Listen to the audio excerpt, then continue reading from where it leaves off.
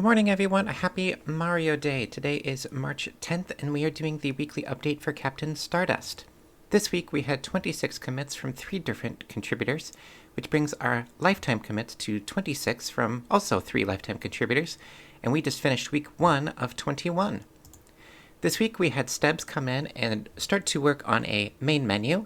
Neil came in and made a news stand as well as the 3D model and the texture. I went through and added a teleport blueprint.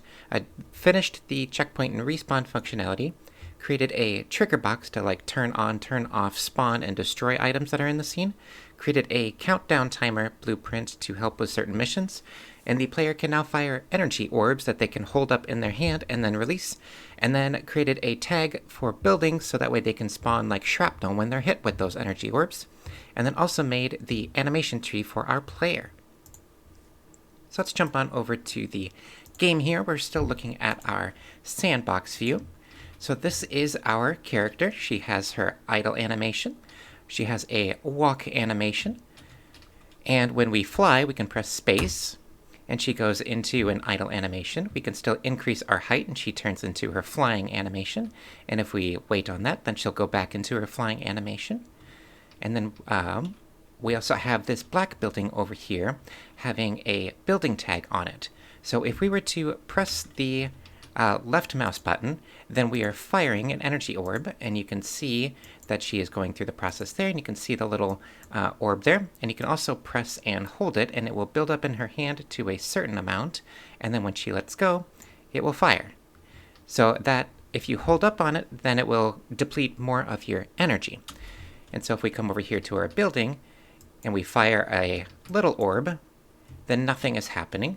But if we build it up a little more, then we see some shrapnel hit off of the building, and if we hold it up a long time, and then let go, then we see a whole bunch of shrapnel falling off the building, and then after a certain amount of time, then it will go away. So let's see if we can get some height and see if we can trigger our dead animation. So I can press space and end it there, and then she'll land. Oop, not quite enough height there. That's okay. We'll go again, and bam, there's our dead animation. And then she respawns there. We have these different trigger boxes here. So I believe this middle one here would trigger like a narration event. There we go. So we have it printing in the console to trigger a narration event. Off to the left here, we have this as destroying something. So this white building should be destroyed if we walk through that.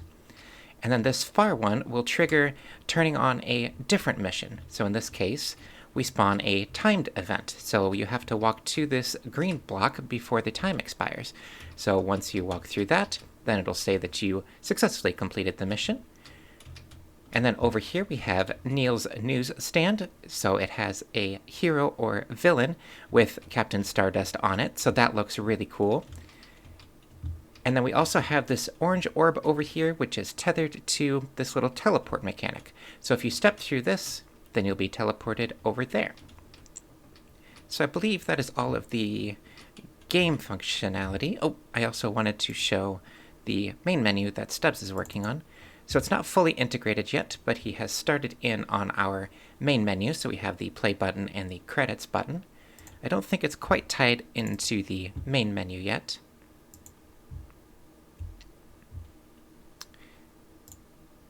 Nope, not quite yet. We're not tying it to the viewport, but that is okay. Steps, I really like how that is looking, so thank you for that. So jumping on over to the Trello here, we have one item left for today, which is this video. Next week, we want to work on the functionality of shooting with targeting. So we want to have targeting based on things that don't move, things that do move, and then have it hone in on the items that do move, as well as a chase sequence, so that way if something is running after you, then you have to dodge it within a certain amount of time. We also want to work on our map functionality, which also ties into our fast travel system. So we may jump over into the main level. We also want to continue working on our delivery, our carrying, and our punching mechanics, as well as tying in, we have several idle animations for both on the ground and floating, so choosing from a random range of those in order to play rather than just one consistent one would be great. Looking a little bit further ahead, we have some 3D modeling coming up in the near future, a little bit of animating as well as modeling for our people. We still have plenty to do in our city and cars and all sorts of little items around there. So that is our weekly update for Captain Stardust. Thanks, everybody.